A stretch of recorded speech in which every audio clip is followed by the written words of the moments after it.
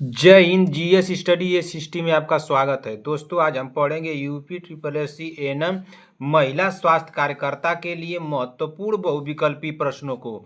और महिला स्वास्थ्य कार्यकर्ता की ये हमारी 48वें नंबर की क्लास है, जिसमें कि सारे क्वेश्चन हमारे कैसे होंगे, ऑब्जेक्टिव होंगे यानी बहुविकल्पी होंगे। तो दोस्तों आप लोग क्लास में बने रहिए और एक एक क्वेश्चन को ध्यान से सुनते चलिए, देखते चलिए। क्या दोस्तों, एक एक क्वेश्चन को ध्यान से सुनते चलिए और देखते चलिए। ठीक, जिस भी क्वेश्चन का आप लोगों को आंसर आ रहा है तुरंत कमेंट बॉक्स में हमको बताते भी चलिए। और लास्ट में अपना स्कोर हमको जरूर बताइएगा कि आप लोगों का स्कोर कितना गया है। ऐसे ये पता चलेगी कि आप लोगों की तैयारी कितनी हुई है और अभी कितनी करनी चाहिए। इस चैनल पर आप लोगों को क्लास कितने बजे मिलती है? तो एक क्लास आप लोगों को मिलती है सुबह में मिलती है। कितने बजे मिलती है? सुबह में 7 AM पे मिलती है एक क्लास। और एक क्लास आप लोगों को कितने बजे मिलती है? तो एक क्लास आप लोगों को शाम को मिलती है, जिसकी टाइम है 7 PM ना। क्या है? 7 PM। यानी कि एक क्लास सुबह में 7 बजे मिलेगी, एक क्लास शाम को 7 बजे मिलेगी। और जो भी भाई जो भी बहनें हमारे चैनल पर अगर पहली बार आए हैं तो चैनल को ईमानदारी से सब्सक्राइब कर लें। जब तक कि आप लोगों का एग्जाम नहीं हो जाता है तब तक के लिए सब्सक्राइब कीजिए। जैसे एग्जाम हो जाएगा कि अनसब्सक्राइब मार दीजिएगा, मुझे कोई दिक्कत नहीं है। मैं सब्सक्राइब करने के लिए इसलिए बोल रहा हूँ कि मैं जब भी क्लास लूँगा उसका नोटिफिकेशन आप लोगों को चला जाएगा और आप लोग सबसे पहले इस क्लास को देख लेंगी, पढ़ लेंगी। अब चलिए देर न करते हुए आज के मोटिवेशन के साथ इस क्लास को हम लोग शुरू करते हैं और देखते हैं कि आज का हमारा मोटिवेशन क्या है।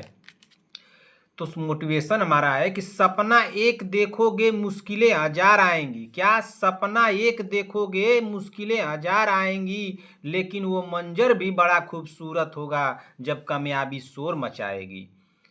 तो दोस्तों मैं यही कहना चाहता हूं कि आप लोग खूब मेहनत कीजिए, खूब मेहनत कीजिए। आज मुश्किलें आ रही हैं, लेकिन कल देखिएगा जब आप कामयाब हो जाएंगे तो कितना वो कामयाबी शोर मचाएगी या कितना आप लोगों को खुशी होगा, उस बात का आप लोगों को अंदाजा नहीं है ना। खूब मेहनत कीजिए, जरूर एग्जाम निकलेगा। जिसकी कोई तैयारी नहीं हो आज से जुड़े, मैं गारंटी के साथ कहता हूँ कि एग्जाम उनका निकल जाएगा। बस ईमानदारी से आप जुड़िए, पढ़िए, ठीक ना। अब चलिए देर न करते हुए आज की क्लास को हम लोग शुरू करते हैं और देखते हैं कि हमारा पहला क्वेश्चन क्या दिया है। तो हमारा पहला क्वेश्चन दिया है क्वेश्चन नंबर 1। पढ़िए क्या दिया है। निम्नलिखित में से कौन सा पोटेशियम अल्पता से संबंध है? निम्नलिखित में से कौन सा पोटेशियम अल्पता से संबंध है? क्या? वृक्क, छत्ती तथा पेशी लकवा, निम्न रक्तचाप, रक्त लक क्या लिखा है? रक्त का लाभ, और जोड़ों में व्यथा तथा धूमिल दृष्टि। तो हमारा राइट आंसर क्या हो जाएगा? निम्नलिखित में से कौन सा पोटेशियम अल्पता से संबंध है? तो पोटेशियम अल्पता से कौन संबंध है? तो ये संबंध है निम्न रक्तचाप। क्या है? निम्न रक्तचाप। हमारा राइट आंसर क्या हो जाएगा? Option number B. क्या होगा? Option number B. इसमें आप लोगों को क्या मिलेगा इस क्लास में? सभी रोगों से रिलेटिव आपको क्वेश्चन मिलेगा। किससे? रोगों से ना। आज मैं रोगों से संबंधित सोचा कि आप लोगों को रोगों से संबंधित क्वेश्चन करा दी। बहुत कुछ थोड़ा थोड़ा कराया हूँ, लेकिन एक जगह इकट्ठे करवा देता हूँ। तो रोगों से संबंधित क्वेश्चन आप लोगों को मिलेंगे। जो इम्पॉर्टेंट है उसको मैं छांट छांट कर लाया हूँ, ठीक ना। इम्पॉर्टेंट ही इम्पॉर्टेंट है। चलिए अब देखते हैं अगला क्वेश्चन। अगला क्वेश्चन क्या दिया है हमारा? Question number 2। क्वेश्चन नंबर 2 पढ़िए क्या दिया है। क्वेश्चन नंबर 2 हमारा दिया है, यदि मूत्र में एलम्बमीन आ रहे हो तो ऐसे में व्यक्ति के निम्न में से किस अंग के फेल हो जाने से पीड़ित होने की संभावना होती है? यदि मूत्र में एल्बमीन आ रहे हो तो ऐसे में व्यक्ति के निम्न में से किस अंग के फेल हो जाने से पीड़ित होने की संभावना होती है? क्या? किडनी, हृदय, प्लिया, यकृत। तो हमारा राइट आंसर क्या हो जाएगा? जल्दी से आप लोग कमेंट कीजिए दूसरे का। हमारा राइट आंसर क्या होगा? यदि मूत्र में एल्बमीन आ रहे हैं तो किससे होगा? ये रिलेटिव किससे आए? तो किडनी से है ना। तो आगे इसमें पढ़ने की जरूरत क्या पड़ेगी? हृदय से होबे नहीं करेगा, प्लिया से होबे नहीं करेगा, यकृत से होबे नहीं करेगा। तो हमारा राइट आंसर क्या हो जाएगा? ऑप्शन नंबर ए होगा। क्या होगा? ऑप्शन नंबर ए हमारा राइट आंसर होगा ना। ठीक, अब इसी तरह से अगला क्वेश्चन देखेंगे कि अगला क्वेश्चन क्या दिया है। Question number 3। क्वेश्चन नंबर 3 पढ़िए क्या दिया है। क्वेश्चन नंबर 3 हमारा दिया है कि लंबे समय तक उपवास रखने पर सर्वाधिक प्रभाव शरीर के किस अंग पर पड़ता है। लंबे समय तक उपवास रखने पर सर्वाधिक प्रभाव शरीर के किस अंग पर पड़ता है। क्या हृदय पर पड़ता है, आंत पे पड़ता है, गुर्दे पे पड़ता है कि फेफड़े पे पड़ता है। तो लंबे समय तक उपवास रखने पर सर्वाधिक प्रभाव तो शरीर के किस अंग पर पड़ता है। तो सर्वाधिक प्रभाव जो पड़ता है वो किस पे पड़ता है, वो गुर्दे पे पड़ता है ना। किस पे पड़ता है, गुर्दे पर। हमारा राइट आंसर क्या हो जाएगा, ऑप्शन नंबर सी। क्या होगा, ऑप्शन नंबर सी। ठीक, इसी तरह से अगला क्वेश्चन देखेंगे कि अगला क्वेश्चन क्या दिया है। क्वेश्चन नंबर 4 पढ़िए क्या दिया है। क्वेश्चन नंबर 4 हमारा दिया है कि बीटा ब्लॉकर एक औषधीय है बचाने हेतु। बीटा ब्लॉकर एक औषधीय है बचाने हेतु क्या हृदय घात से, प्रोस्टेट ग्रंथि के बढ़ने से, चिरकालिक मधुमेह से, इनमें से कोई नहीं। तो हमारा राइट आंसर क्या हो जाएगा चौथे का। तो चौथे का हमारा राइट आंसर होगा ऑप्शन नंबर ए ना, हृदय घात से। किससे, हृदय घात से। हमारा राइट आंसर होगा ऑप्शन नंबर ए। ठीक, अब इसी तरह से अगला क्वेश्चन देखेंगे कि अगला क्वेश्चन क्या दिया है। क्वेश्चन नंबर 5 पढ़िए क्या दिया है। हृदय की धड़कन नियंत्रित करने के लिए निम्न में से कौन सा खनिज आवश्यक है। हृदय की धड़कन नियंत्रित करने के लिए निम्न में से कौन सा खनिज आवश्यक है। क्या सोडियम आवश्यक है, गंधक आवश्यक है, पोटेशियम आवश्यक है, लोहा। तो हृदय की धड़कन को नियंत्रित करने के लिए जो आवश्यक है क्या है, पोटेशियम आवश्यक है। हमारा राइट आंसर हो जाएगा ऑप्शन नंबर सी। क्या होगा, ऑप्शन नंबर सी ना। ठीक, इसी तरह से अगला क्वेश्चन देखते हैं कि अगला क्वेश्चन क्या दिया। क्वेश्चन नंबर 6 पढ़िए क्या दिया है। यदि मानवीय रोग विश्व के बृहद क्षेत्र में फैलता है तो उसे क्या कहते हैं। यदि कोई मानवीय रोग विश्व के बृहद क्षेत्र में फैलता है तो उसे क्या कहते हैं। तो उसे कहते क्या है, पेंडेमिक कहते हैं, या एपिडेमिक कहते हैं, या एंडेमिक कहते हैं, या एपिजूटिक कहते हैं। तो हमारा राइट आंसर क्या हो जाएगा। तो हमारा राइट आंसर होगा छठवें का ऑप्शन नंबर ए, पेडेमिक कहते हैं। क्या कहते हैं, पेडेमिक। हमारा राइट आंसर हो जाएगा ऑप्शन नंबर ए। क्या कहते हैं, पेडेमिक ना, पेडेमिक। ठीक, पेडेमिक, उसको क्या कहते हैं, पेडेमिक। हमारा राइट आंसर क्या हो जाएगा ऑप्शन नंबर ए। ठीक, अब इसी तरह से अगला क्वेश्चन देखेंगे कि अगला क्वेश्चन क्या दिया है हमारा। क्वेश्चन नंबर 7 पढ़िए क्या दिया है। क्वेश्चन नंबर 7 हमारा दिया है कि डीपीटी का टीका निम्नलिखित में से किसके सुरक्षा हेतु दिया जाता है। डीपीटी का टीका निम्नलिखित में से किसके सुरक्षा हेतु दिया जाता है। क्या टिटेनस, पोलियो, प्लेग, या टीबी, पोलियो, डिप्थीरिया, या डिप्थीरिया, कुकर खांसी, टिटनेस, या इनमें से कोई नहीं।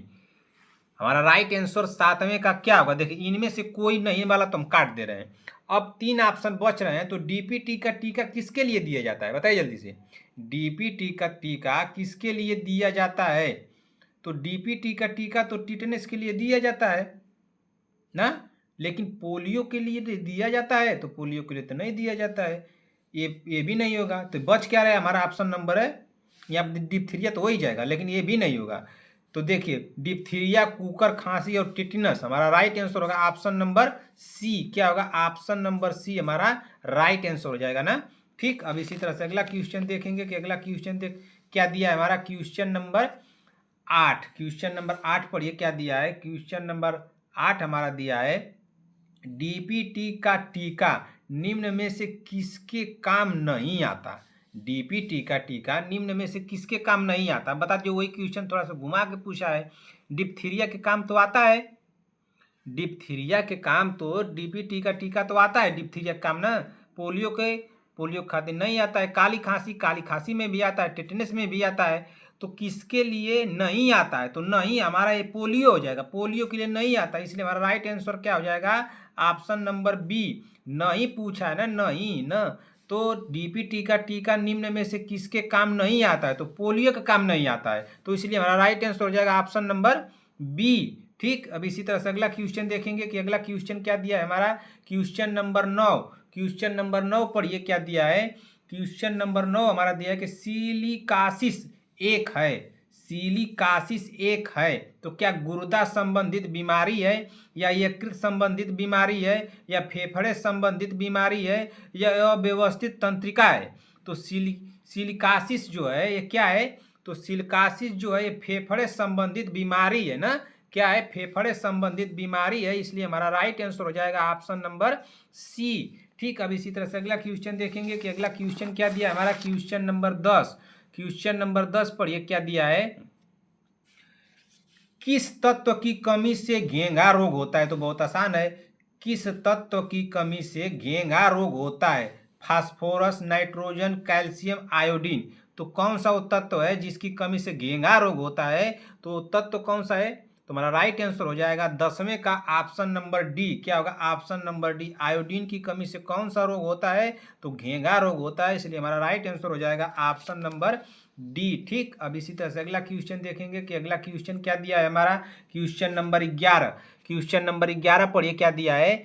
निम्नलिखित में से कौन सा रोग प्रोटोजोआ द्वारा होता है? निम्नलिखित में से कौन सा रोग प्रोटोजोआ द्वारा होता है? क्या मलेरिया होता है, कलरा होता है, जॉइंडिस होता है ना, जॉइंडिस होता है, क्या इनमें से कोई नहीं?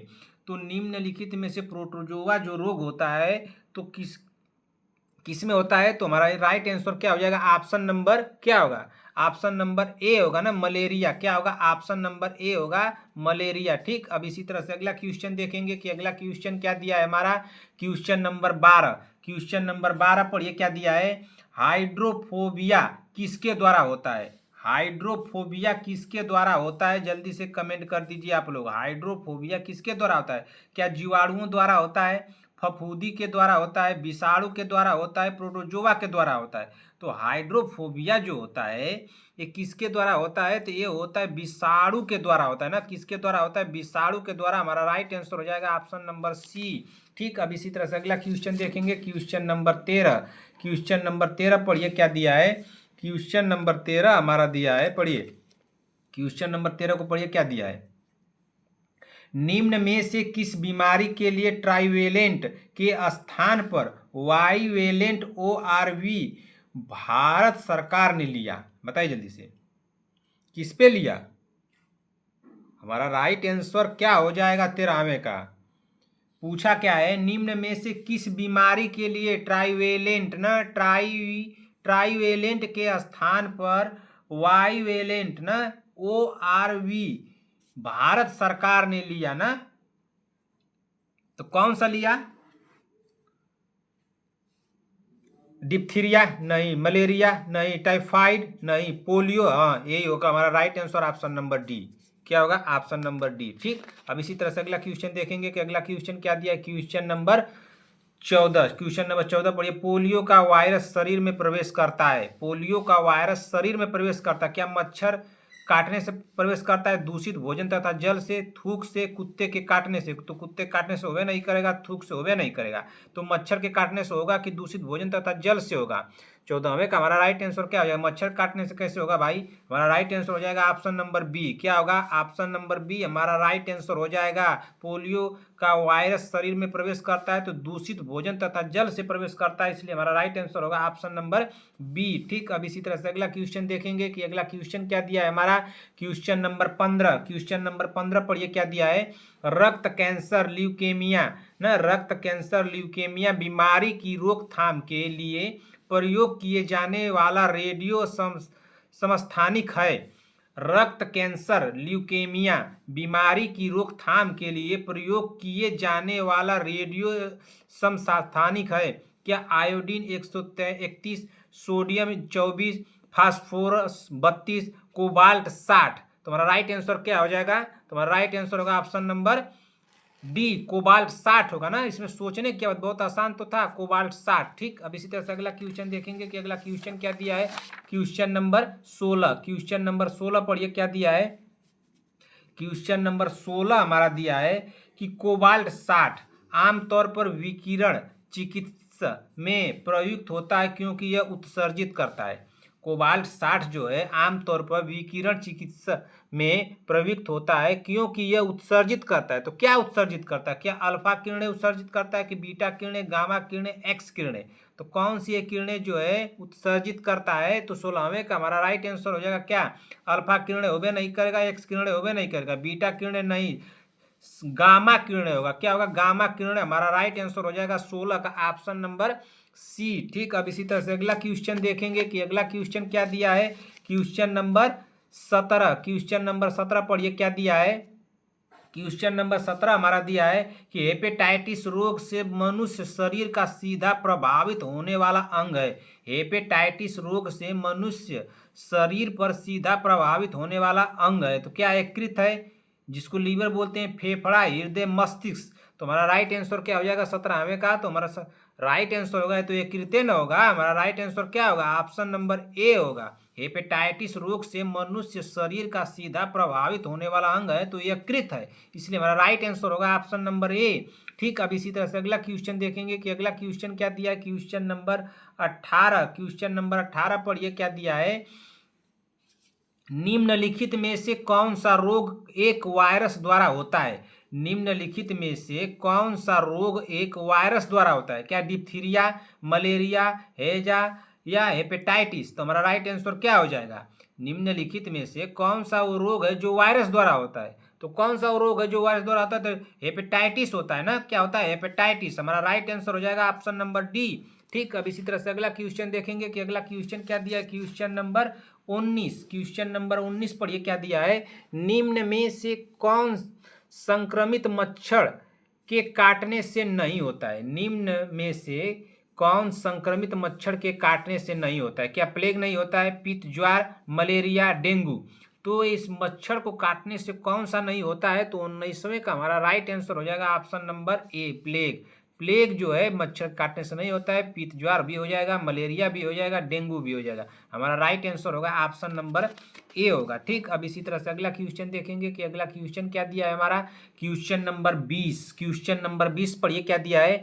शरीर के जोड़ों में गठिया रोग निम्नलिखित में से किसके जमाव से होता है। शरीर के जोड़ों में गठिया रोग निम्नलिखित में से किसके जमाव से होता है। क्या यूरिया के जमाव से होता है, यूरिक अम्ल के जमाव से होता है, या एल्बुमिन के जमाव से होता है, कोलेस्ट्रॉल के जमाव से होता है। तो किसके जमाव से होता है, तो 20वें का हमारा राइट आंसर होगा क्या, यूरिक अम्ल के ना।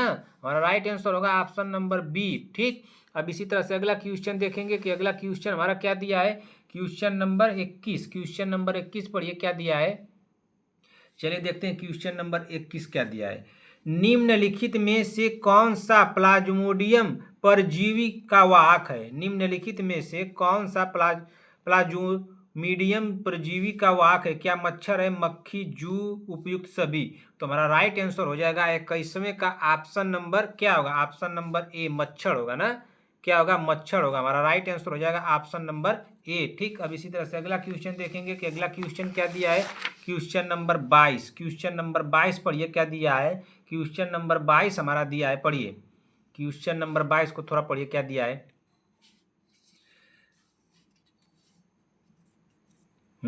मलेरिया से प्रभावित होने वाला अंग है। मलेरिया से प्रभावित होने वाला अंग है। क्या हृदय है, फेफड़ा है, गुर्दा, प्लीहा। तो मलेरिया से प्रभावित होने वाला जो अंग है, तो क्या है, प्लीहा है ना। क्या है, प्लीहा। हमारा राइट आंसर हो जाएगा ऑप्शन नंबर डी। ठीक, अब इसी तरह से अगला क्वेश्चन देखेंगे कि अगला क्वेश्चन क्या दिया है। क्वेश्चन नंबर 23, क्वेश्चन नंबर 23 पढ़िए क्या दिया है। डाउन सिंड्रोम ना एक आनुवंशिक विकार है जो होता है ना, जो होता है। तो बता दीजिए क्या होता है। गुणसूत्रों की संख्या में परिवर्तित करने के कारण, गुणसूत्रों की संरचना, डीएनए की संरचना में परिवर्तन के कारण, या आरएनए की संरचना में परिवर्तन के कारण। तो हमारा राइट आंसर क्या हो जाएगा।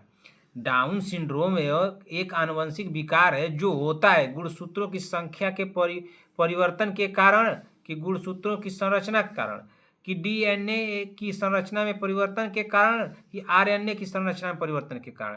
तो हमारा राइट आंसर हो जाएगा ऑप्शन नंबर ए होगा। क्या होगा, ऑप्शन नंबर ए, गुणसूत्रों की संख्या में परिवर्तन के कारण होता है, इसलिए हमारा राइट आंसर हो जाएगा ऑप्शन नंबर ए। क्या होगा, ऑप्शन नंबर ए। ठीक, अब इसी तरह से अगला क्वेश्चन देखेंगे कि अगला क्वेश्चन क्या दिया। क्वेश्चन नंबर 24, क्वेश्चन नंबर 24 पढ़िए क्या दिया। ब्रेन की बीमारी को पहचाना जाता है।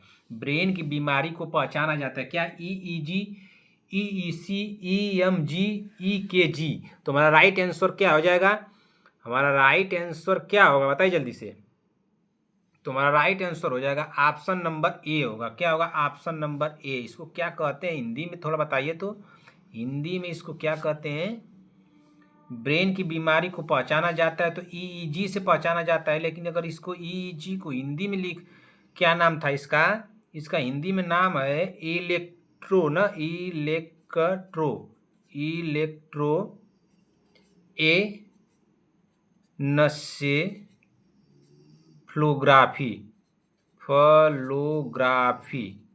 ग्राफी ना, ये की नाम है इलेक्ट्रोएन्सेफलोग्राफी। ठीक, हमारा right answer option number A होगा ना। ठीक, अब इसी तरह से अगला क्वेश्चन देखेंगे कि अगला क्वेश्चन क्या दिया है। Question number 25। क्वेश्चन नंबर 25 पढ़िए क्या दिया है। क्वेश्चन नंबर 25 हमारा दिया है कि पैथोजीन जो सामान्य जुकाम के लिए उत्तरदायी है। पैथोजीन जो सामान्य जुकाम के लिए उत्तरदायी है। क्या? Orthomyxo, rhino virus, leukaemia virus, polio virus. तो हमारा राइट आंसर 25वें का क्या हो जाएगा? तो 25वें का हमारा राइट आंसर होगा ऑप्शन नंबर बी होगा ना, रीनो वायरस होगा। क्या होगा? Reno virus. हमारा राइट आंसर होगा ऑप्शन नंबर बी। ठीक, अब इसी तरह से अगला क्वेश्चन देखेंगे कि अगला क्वेश्चन क्या दिया है। Question number 26। क्वेश्चन नंबर 26 पढ़िए क्या दिया है। रक्त में निम्न की अधिकता से ब्लू बेबी सिंड्रोम नामक बीमारी होती है। तो बता दीजिए कौन सी बीमारी होती है। रक्त में निम्न की अधिकता से ब्लू बेबी सिंड्रोम नामक बीमारी होती है। क्या? आयरन, लेड या मीथेग्लोबिन या नाइट्रेट। तो हमारा राइट आंसर क्या हो जाएगा 26वें का? तो 26वें का हमारा राइट आंसर हो जाएगा ऑप्शन नंबर क्या होगा? आयरन तो होगा नहीं करेगा, लेड ये ऑप्शन नंबर सी होगा। क्या होगा? ऑप्शन नंबर सी, मीथेमोग्लोबिन होगा। क्या होगा? मीथेमोग्लोबिन। हमारा राइट आंसर हो जाएगा ऑप्शन नंबर सी। ठीक ना। अब इसी तरह से अगला क्वेश्चन देखते हैं कि अगला क्वेश्चन क्या दिया है। Question number 27। क्वेश्चन नंबर 27 पढ़िए। इनमें से कौन से रोग का कारक जीवाणु नहीं होता है? इनमें से कौन से रोग का कारक जीवाणु नहीं होता है? क्या? एड्स, डिप्थीरिया, हैजा, काली खांसी। तो 27वें का हमारा राइट आंसर क्या हो जाएगा?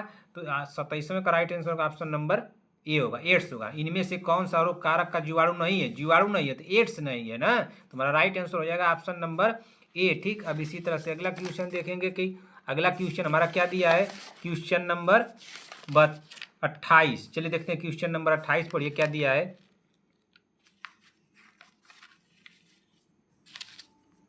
क्वेश्चन नंबर 28 को पढ़िए थोड़ा, तो क्या दिया है। हाँ, क्वेश्चन नंबर 28 चलिए पढ़िए।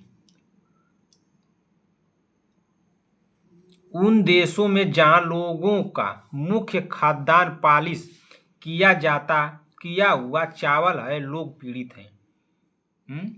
उन देशों में जहां लोगों का मुख्य खाद्यान्न पालिश किया हुआ चावल है, लोग पीड़ित हैं। तो कौन से लोग पीड़ित?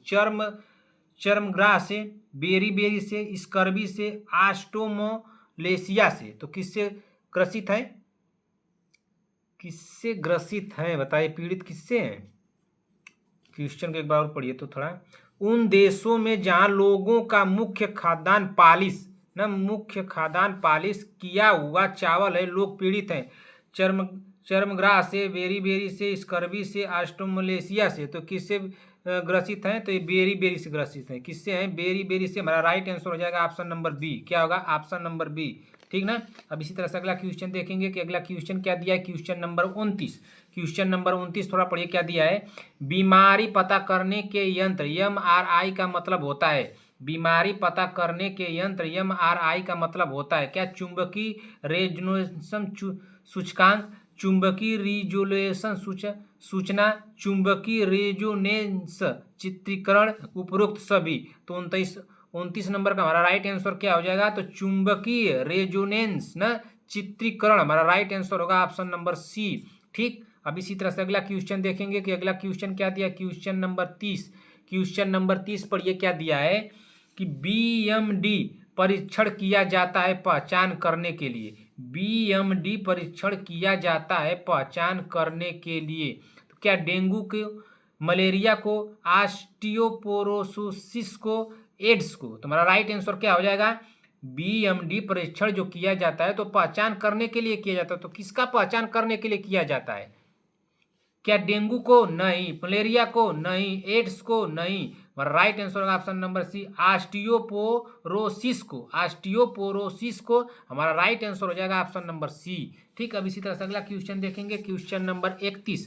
क्वेश्चन नंबर 31 पर ये क्या दिया है? निम्न में से कौन सा रोग कीट के काटने से होता है? निम्न में से कौन सा रोग कीट के काटने से होता है? स्कर्वी, डेंगू, निमोनिया, दमा। तुम्हारा राइट आंसर क्या हो जाएगा? आप लोग इसी तरह से अनुमान लगा लीजिए कीट किसको बोला जा सकता है। निम्न में से कौन सा रोग कीट के काटने से होता है? तो स्कर्वी होगा, डेंगू, निमोनिया, दमा। ये तो गलत है ना होगा ये सब। तो क्या हो जाएगा हमारा राइट आंसर 31वें का? तो 31वें का हमारा राइट आंसर होगा ऑप्शन नंबर बी, डेंगू। क्या होगा? ऑप्शन नंबर बी, डेंगू होगा ना। ठीक, अब इसी तरह से अगला क्वेश्चन देखेंगे कि अगला क्वेश्चन क्या दिया। Question number 32। क्वेश्चन नंबर 32 पर क्या दिया है? डेंगू एक बुखार है जो उत्पन्न होता है तथा दूसरे मनुष्यों में पहुंचता है।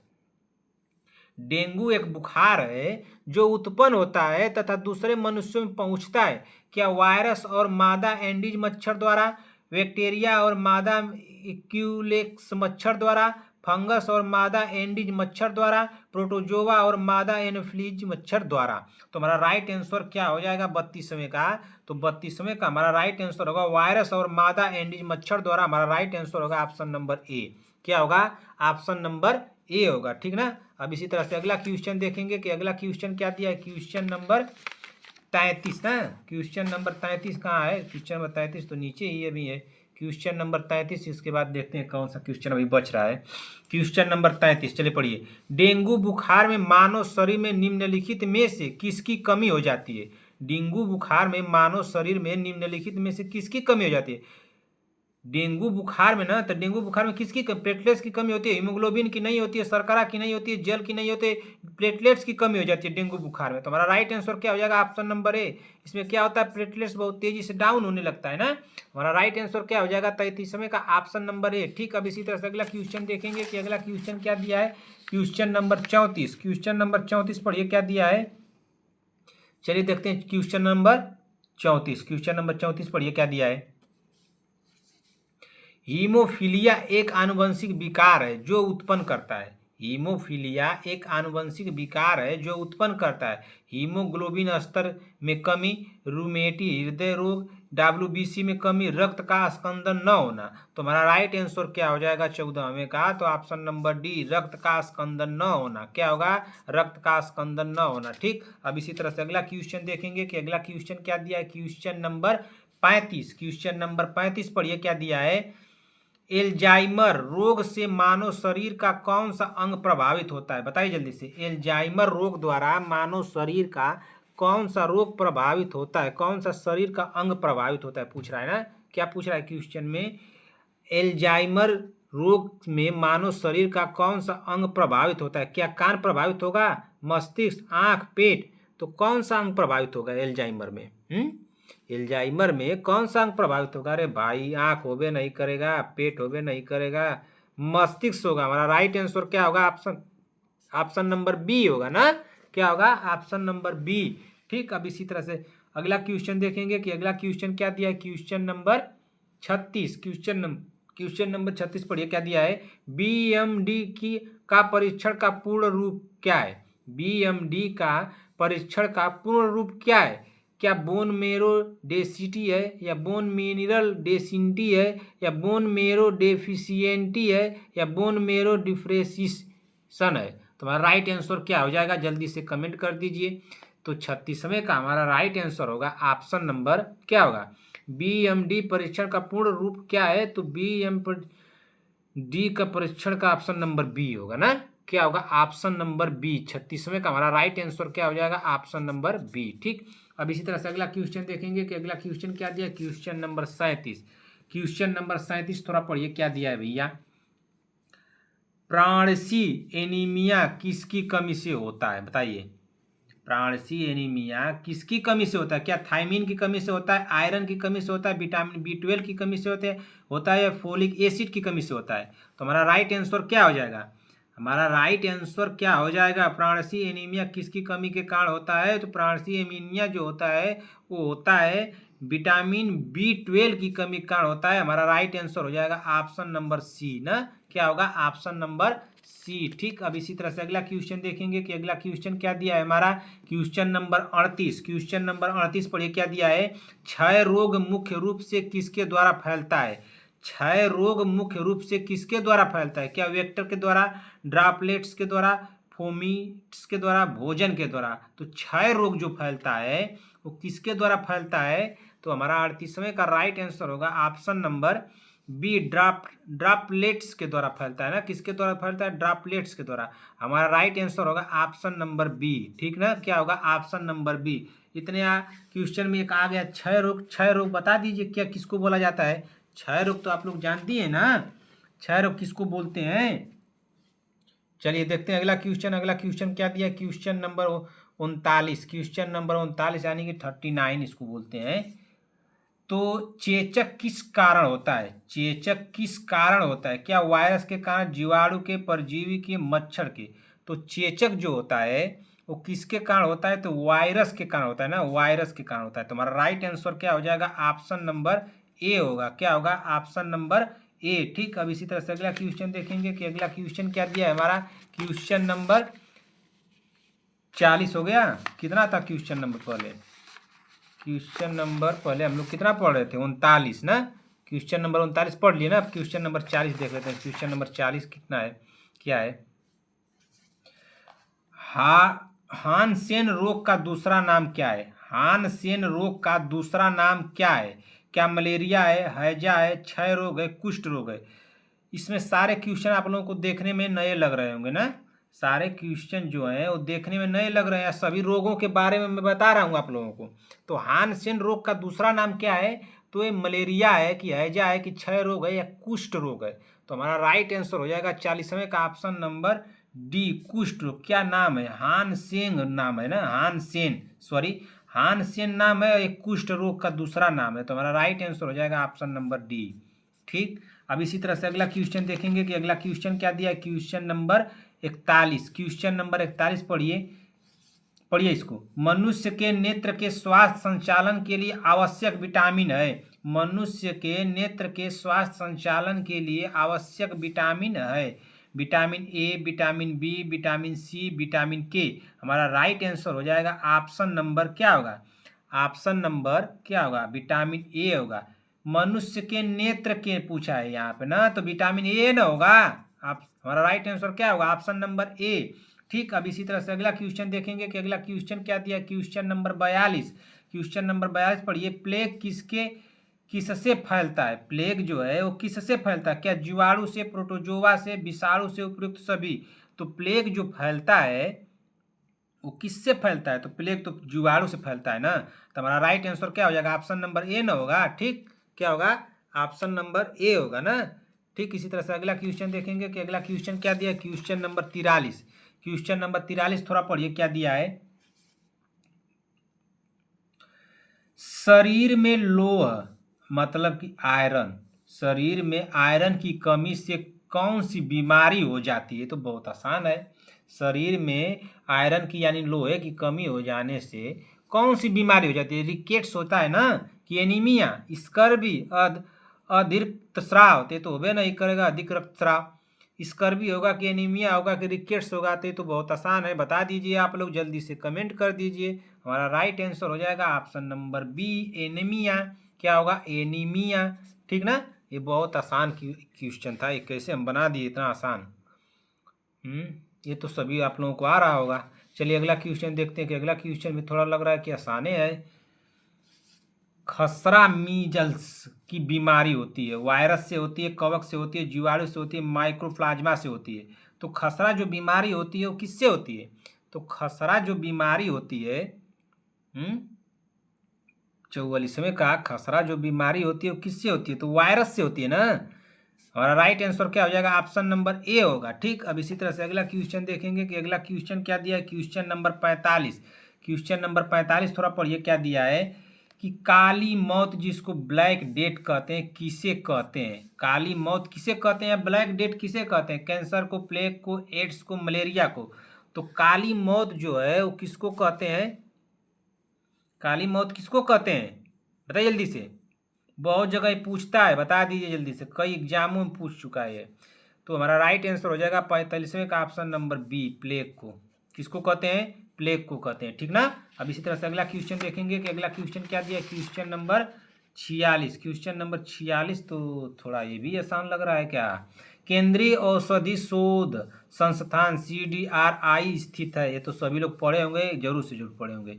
केंद्रीय औषधि शोध संस्थान CDRI स्थित है क्या? नागपुर में, हैदराबाद में, लखनऊ में, मैसूर में ना। तो ये कहाँ स्थित है? तो लखनऊ में स्थित है। हमारा राइट आंसर होगा ऑप्शन नंबर सी होगा, ठीक। अब इसी तरह से अगला क्वेश्चन देखेंगे कि अगला क्वेश्चन क्या दिया है हमारा। Question number 47। क्वेश्चन नंबर 47 पढ़िए क्या दिया है। निम्न में से कौन सा रोग जीवाणुओं के कारण उत्पन्न होता है? निम्न में से कौन सा रोग जीवाणुओं के कारण उत्पन्न होता है? क्या टीबी, पोलियो, मलेरिया, एड्स? तो जीवाणुओं के कारण जो उत्पन्न होता है वो रोग कौन सा है? तो रोग जो है वो टीबी है। क्या है? टीबी। हमारा राइट आंसर क्या हो जाएगा? Option number A. टीबी देखने वाला नहीं, टीबी रोग है ये ना। ये क्या है? रोग है। टीबी देखने वाला मत समझिएगा आप लोग, नहीं इतना आप तो इतना भी जानकार हो गए। चलिए अगला देखते हैं क्वेश्चन। अगला क्वेश्चन क्या दिया है? Question number 48। क्वेश्चन नंबर 48 पढ़िए। क्वेश्चन नंबर 48 का आंसर क्या हो जाएगा बता दीजिए। मिनी माता, ये भी हमको लग रहा है कभी कराए क्वेश्चन को, किसी क्लास में जरूर कराएं। बता दीजिए मिनी माता रोग का मुख्य कारण क्या है? बोरेन की मात्रा बढ़ना, पारा की मात्रा बढ़ना, निकल की मात्रा बढ़ना, आर्सेनिक की मात्रा बढ़ना। तो मिनी माता रोग का मुख्य कारण जो है वो क्या है?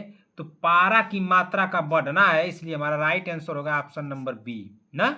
क्या होगा? ऑप्शन नंबर बी, ठीक। अब इसी तरह से अगला क्वेश्चन देखेंगे कि अगला क्वेश्चन क्या दिया है। Question number 49। क्वेश्चन नंबर 49 पढ़िए क्या दिया है। टीटेनस नामक रोग निम्न में से भी जाना जाता है। टीटेनस नामक रोग निम्न में से भी जाना जाता है। क्या? सिंगल्स, काली खांसी, लाकुजा या ग्वाइटर? तो हमारा राइट आंसर क्या हो जाएगा? टीटेनस नामक जो रोग है वो किस में जाना जाता है? बताइए जल्दी से। सिंगल्स में तो होबे नहीं करेगा, काली खांसी में होबे नहीं करेगा, ग्वाइटर तो होबे नहीं करेगा, लाक्च होगा ना। क्या होगा? लाक्च। लाक्च मतलब लाक इसको बोलते हैं। लाक्च थोड़ा इंग्लिश शब्द में लिख दिया हूँ लग रहा है। इंग्लिश था तो इंग्लिश में हिंदी कन्वर्ट कर दिए उसका। तो हमारा राइट आंसर क्या हो जाएगा 49वें का? ऑप्शन नंबर सी होगा ना। क्या होगा? ऑप्शन नंबर सी, ठीक। अब इसी तरह से अगला क्वेश्चन देखेंगे कि अगला क्वेश्चन क्या दिया। Question number 50। क्वेश्चन नंबर 50 पढ़िए क्या दिया है। शरीर में किस स्थिति को कैंसर कहते हैं? शरीर में किस स्थिति को कैंसर कहते हैं? स्वास्थ्य सेलों का बनना बंद हो जाना जिसमें क्रमशः मृत्यु हो जाती है। जहरीले रसायनों का शरीर के किसी भाग में एकत्रित होना और अंततः मृत्यु हो जाना। सेलों का अनियंत्रित बहुगुणन होना, इससे स्वास्थ्य सेलों का दम घुटता और अंततः मृत्यु हो जाता है। ये तुम्हारा राइट आंसर होगा ऑप्शन नंबर सी, हमको लग रहा है ना। ऑप्शन नंबर सी होगा राइट आंसर। क्या होगा? ऑप्शन नंबर सी, वो नहीं करेगा। हमारा राइट आंसर क्या हो जाएगा? Option number C. शरीर में किस स्थिति को कैंसर कहते हैं? तो सेलों का अनियंत्रित बहुगुणन होना, इससे स्वास्थ्य सेलों का ही दम घुटना और अंततः मृत्यु हो जाना, तो इसी को कहते हैं कैंसर ना। शरीर स्थिति कैंसर। तो हमारा राइट आंसर होगा ऑप्शन नंबर सी, ठीक। अब इसी तरह से अगला क्वेश्चन देखेंगे कि अगला क्वेश्चन क्या दिया है। Question number 51। क्वेश्चन नंबर 51 पढ़िए क्या दिया है। पीलिया से दुष्प्रभावित होता है, बताइए। पीलिया से दुष्प्रभावित होता है, तो पीलिया से क्या दुष्प्रभावित होता है? क्या? अग्नाशय, अमाशय, यकृत, छोटी आंत। तो हमारा राइट आंसर क्या हो जाएगा? तो हमारा राइट आंसर होगा ऑप्शन नंबर क्या होगा? पीलिया से प्रभावित होता है तो यकृत प्रभावित होता है ना। हमारा राइट आंसर होगा ऑप्शन नंबर सी। जो आ रहा है क्वेश्चन तुरंत उड़ा दीजिए उसको। चलिए अगला क्वेश्चन देखते हैं कि अगला क्वेश्चन क्या दिया। क्वेश्चन नंबर 22, अरे 22, सॉरी 22 नहीं, क्वेश्चन नंबर 22 कैसे आया? Question number 52। क्वेश्चन नंबर 52 भाई, निम्नलिखित में से कौन सा रोग कवक जनित है ना। निम्नलिखित में से कौन सा रोग कवक जनित है? क्या पोलियो, हैजा, एड्स, गंजापन? तो हमारा राइट आंसर क्या हो जाएगा 52 नंबर का? हमारा राइट आंसर होगा ऑप्शन नंबर डी होगा, गंजापन होगा। क्या होगा? गंजापन। कवक पूछा नहीं, ये पे कवक जनित पर हम लगा दिए थे डैश। तो निम्नलिखित में से कौन सा रोग जो है कवक जनित है? तो एक का है गंजापन है। हमारा राइट आंसर क्या हो जाएगा? ऑप्शन नंबर डी होगा ना। ठीक, अब इसी तरह से अगला क्वेश्चन देखेंगे कि अगला क्वेश्चन क्या दिया है। Question number 53। क्वेश्चन नंबर 53 पढ़िए क्या दिया है। चिकनगुनिया बीमारी फैलती है, चिकनगुनिया बीमारी फैलती है, क्या मच्छर से फैलती है, दूषित जल से फैलती है, संक्रमित व्यक्ति से फैलती है, इनमें से कोई नहीं? तो चिकनगुनिया बीमारी जो है वो फैलती किससे है? फैलती है ना, किससे फैलती है? तो ये फैलती है मच्छर से। किससे फैलती है? मच्छर से। हमारा राइट आंसर क्या हो जाएगा? Option number A. क्या होगा? Option number A. ठीक, हमारा राइट आंसर क्या होगा? इसको ध्यान दीजिएगा, फैलती पूछा है। चलिए अगला क्वेश्चन देखते हैं कि अगला क्वेश्चन क्या दिया है। Question number 54। क्वेश्चन नंबर 54 पढ़िए क्या दिया है। ईबोला वायरस का नाम लिया गया है, ईबोला वायरस का नाम लिया गया है। तो ईबोला एक वायरस है, तो इसका नाम कहाँ से लिया गया? एक शहर के नाम से, एक नदी के नाम से, एक पर्वत के नाम से, एक मनुष्य के नाम से? तो ईबोला जो वायरस है ये नाम कहाँ से लिया गया है? तो ये लिया गया है एक नदी से। कहाँ से लिया गया है? एक नदी से। हमारा राइट आंसर हो जाएगा ऑप्शन नंबर बी। क्या होगा? Option number B. उसका नाम क्या था? तो ईबोला ना, क्या नाम था? ईबोला, ईबोला नदी था। ठीक, ईबोला नदी उसका नाम था, तो वहीं से इसका नाम लिया गया, वो ईबोला वायरस का नाम दिया गया ना, लिया गया है, दिया गया। चलिए अगला क्वेश्चन देखते हैं कि अगला क्वेश्चन क्या दिया है। 55 तो हो गया, क्वेश्चन 55 54 हो गया, 55 देखते हैं। 55 क्वेश्चन नंबर 55 पढ़िए। क्वेश्चन नंबर 55 हमारा क्या दिया है, आइए देखते हैं। क्वेश्चन नंबर 55, बीसीजी का टीका कितनी उम्र में लगाया जाता है? ये तो बहुत आसान है भाई। बीसीजी का टीका कितनी उम्र में लगाया जाता है? तो बीसीजी का टीका जो लगाया जाता है 2 से 3 वर्ष के भीतर, या 10 वर्ष में, या नवजात को, या 15 वर्ष के भीतर। तो बीसीजी का टीका जो लगाया जाता है वो 15 वर्ष के भीतर में लगाया जाता है। तो हमारा राइट आंसर क्या हो जाएगा? ऑप्शन नंबर डी ना। क्या होगा? Option number D. अब क्या करें, आप लोगों को जो डी लगा दिया है, जो डी मान लिया है, जो डी मान लिया, उन लोगों को तो कुछ इनाम देना चाहिए हमको ना। तो उनको मैं वेरी गुड दे देता हूँ, बहुत बढ़िया। बीसीजी का टीका कितनी उम्र में लगाया जाता है? तो बीसीजी का टीका नवजात को लगाया जाता है ना, जन्म के समय लगाया जाता है बीसीजी का टीका। तो हमारा राइट आंसर क्या होगा? ऑप्शन नंबर सी होगा ना। क्या होगा? ऑप्शन नंबर सी होगा। बीसीजी का टीका नवजात को लगाया जाता है। तो नवजात मतलब जो बच्चा जन्म लेता है उसको नवजात बोलते हैं। तो ये जन्म के समय लगता है भैया, जन्म के समय ना, जन्म के समय लगता है। ठीक, और क्यों लगता है इसको कमेंट करिए। चलिए कमेंट करके बताइए जल्दी से, कमेंट करके इसको बताइए कि बीसीजी का टीका क्यों लगता है। लास्ट में कमेंट कर दीजिएगा कि बीसीजी का सर टीका इसलिए लगता है। मैं ये जानना चाहता हूँ कि आप लोग भूल रही हैं कि पीछे का याद भी है। निम्न में से कौन सा जल जनित रोग है? निम्न में से कौन सा जल जनित रोग है? वो तो रट ली होंगी आप लोग कि बीसीजी का टीका क्यों लगता है, किसके लिए लगता है, कब लगता है, वो तो हम बताए भी हैं। अच्छा, चेचक, मलेरिया, हैजा, तपेदिक। तो हमारा राइट आंसर क्या हो जाएगा? निम्न में से कौन सा जल जनित रोग है? तो जल जनित रोग पूछ रहा है ना, तो जल जनित रोग तो हमको लग रहा है कि ये होगा हैजा। क्या होगा? हैजा। ऑप्शन नंबर सी हमारा राइट आंसर होगा। ठीक, अब इसी तरह से अगला क्वेश्चन देखेंगे कि अगला क्वेश्चन क्या दिया है। Question number 57। क्वेश्चन नंबर 57 थोड़ा पढ़िए। क्वेश्चन नंबर 57 हमारा क्या दिया है। निम्नलिखित रोगों में से एक जो पानी को प्रदूषण की वजह से नहीं होता। एक ऐसा क्वेश्चन बना दिया मैं। निम्नलिखित रोगों में से एक जो पानी के प्रदूषण की वजह से नहीं होता। तो क्या टाइफाइड नहीं होता, हेपेटाइटिस बी, पीलिया, हैजा? तो हमारा राइट आंसर क्या होगा 57 नंबर का? निम्नलिखित रोगों में से एक जो पानी के प्रदूषण की वजह से नहीं होता है। तो टाइफाइड नहीं होता है कि हेपेटाइटिस बी, पीलिया? ये तो होबे नहीं करेगा, होबे नहीं करेगा, है ये होगा हमारा राइट आंसर हेपेटाइटिस बी ना। क्या होगा? हेपेटाइटिस बी होगा। हमारा राइट आंसर होगा ऑप्शन नंबर बी। ठीक, अब इसी तरह से अगला क्वेश्चन देखेंगे कि अगला क्वेश्चन क्या दिया है। क्वेश्चन नंबर 57 हो गया। Question number 58। क्वेश्चन नंबर 58 पढ़िए क्या दिया है। चलिए देखते हैं भैया 58 नंबर। टाइफाइड में शरीर का कौन सा अंग प्रभावित होता है? टाइफाइड में शरीर का कौन सा अंग प्रभावित होता है? क्या अग्नाशय प्रभावित होता है, अमाशय, आंत, मस्तिष्क? तो हमारा राइट आंसर क्या हो जाएगा? टाइफाइड में शरीर का कौन सा अंग प्रभावित होता है? इस क्वेश्चन को मैं एक बार कराया हूं, इसको तो आप लोग बता ही दीजिए। तो इसमें अग्नाशय प्रभावित तो नहीं होता है ना, इसमें प्रभावित क्या होता है? तो इसमें प्रभावित होता है आंत। क्या होता है? आंत। हमारा राइट आंसर होगा ऑप्शन नंबर सी। ठीक, क्या होगा? ऑप्शन नंबर सी ना होगा, आंतें ना टाइफाइड प्रभावित होता है। चलिए देखते हैं अगला क्वेश्चन क्या दिया है? क्वेश्चन नंबर 59 पढ़िए क्या दिया है।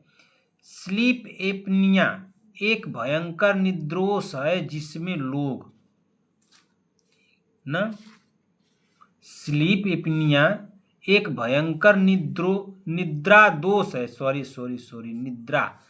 निद्रा दोष है जिसमें लोग, स्लीप एपनिया एक भयंकर निद्रा दोष लिखे थे, निद्रा दोष है जिसमें लोग क्या करते हैं? निद्रा में चलते हैं कि निद्रा में आधी आंखें खुली रहती है। कुछ लोगों को देखेंगे तो सोए रहेंगे तो उनकी आंखें खुली रहती है आधा, हम तो देख के डर जाते हैं ना। नहीं, कोई सोए रहता है तो उसकी आंखें आंख थोड़ा खुली रहती है।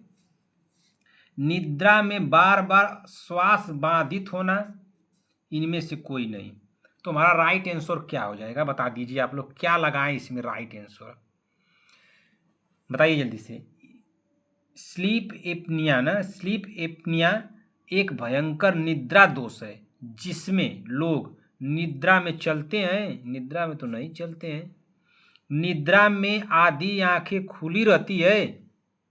ये आधी आंखें क्यों खुली रहती है? ये भी नहीं होगा, ये तो नहीं है होगा ना। निद्रा में बार बार श्वास बाधित होती है, ये हमारा राइट आंसर होगा। हमारा राइट आंसर क्या हो जाएगा? ऑप्शन नंबर सी होगा। ठीक, क्या होगा? निद्रा में बार बार श्वास बाधित होती है, इसको क्या कहते हैं? Sleep anaemia. यह एक भयंकर निद्रा दोष बीमारी है। चलिए अगला क्वेश्चन देखते हैं कि अगला क्वेश्चन क्या दिया है। क्वेश्चन नंबर 60 ना, क्वेश्चन नंबर 60 पढ़िए, तो बहुत आसान है। दूरदृष्टि दोष के निवारण के लिए उपयोग किया जाने वाला लेंस,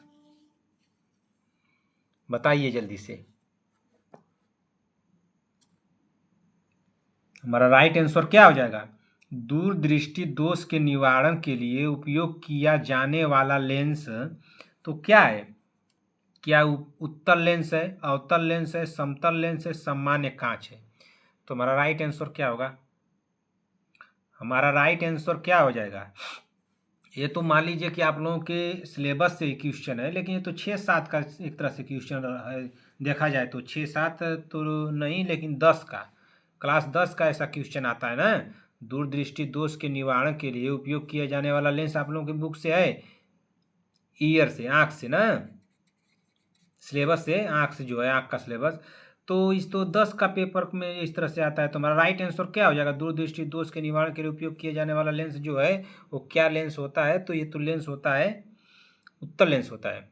क्या होता है? उत्तल लेंस। हमारा राइट आंसर क्या होगा? ऑप्शन नंबर ए होगा। क्या होगा? ऑप्शन नंबर ए ना, क्या होगा? Option number A. ठीक, तो दोस्तों इसी क्वेश्चन के साथ इस क्लास को अब हम समाप्त करते हैं। क्लास आप लोगों को कैसी लगी? अगर क्लास आप लोगों को अगर अच्छी लगी हो तो आपके लिए बहुत मेहनत किया हूँ, आप ही के लिए इतना लिख करके, इतना तैयार करके, इस किताब से उस किताब से लाया हूँ। एक लाइक कर दीजिएगा ना, अच्छी लगी हो क्लास हमारी तब लाइक कीजिएगा। चलिए कमेंट बॉक्स में अपना स्कोर हमको जरूर बताइएगा कि आप लोगों का स्कोर कितना गया है ना। आप लोग स्कोर बताना भूल जाती हैं, स्कोर बताया करिए। मैं बार बार चिल्ला रहा हूँ कि स्कोर बताया करिए, ठीक ना। तो हमारा राइट आंसर कितना हुआ है आप लोगों का ये भी बताइए। इसी तरह से बता दीजिए कि सर हमारा राइट आंसर हुए हैं इतने, हम जान जाएंगे कितने गलत हुए हैं। चाहिए बता दीजिए सर 60 में हमारे इतने सही हुए हैं। तो इसको कमेंट करके जरूर आप लोग बताइएगा कि आप लोगों का स्कोर कितना गया है, क्लास कैसी लगी, ये भी कमेंट करके बताइएगा।